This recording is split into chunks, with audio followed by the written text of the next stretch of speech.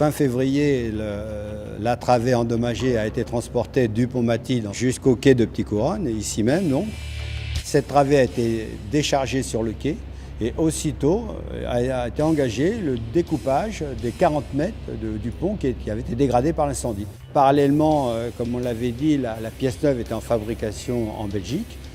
Donc cette pièce neuve est arrivée le 25 avril, ce qui a permis d'engager ce qu'on appelle le raboutage, c'est-à-dire la soudure de la pièce neuve avec la pièce ancienne.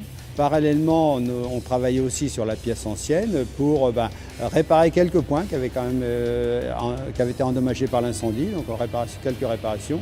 Et puis remise en état, en particulier au niveau de la peinture, tout a été repris pour avoir une peinture uniforme et correcte.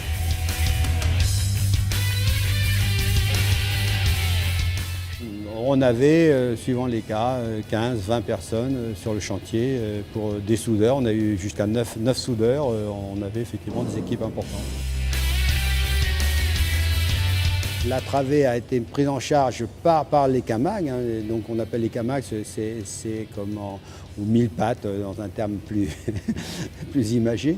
Donc ce sont des chariots automoteurs avec un grand nombre d'essieux qui peuvent porter à eux deux les 1000 tonnes que représente la travée.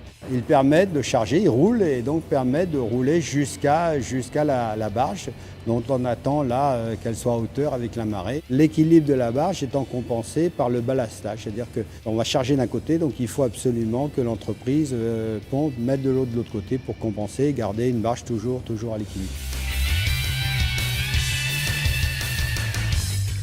Donc c'est un processus relativement lent pour bien maîtriser tout le phénomène. Dans les jours qui viennent, le pont va être arrimé, c'est-à-dire qu'il va y avoir des éléments soudés pour que vraiment on soit sûr qu'il ne bouge pas pendant le transport, bien sûr. Le pont va repasser sous les ponts de Rouen pour aller à son emplacement, ce qu'on appelle la position parking, juste à côté du viaduc SNCF d'Oplé.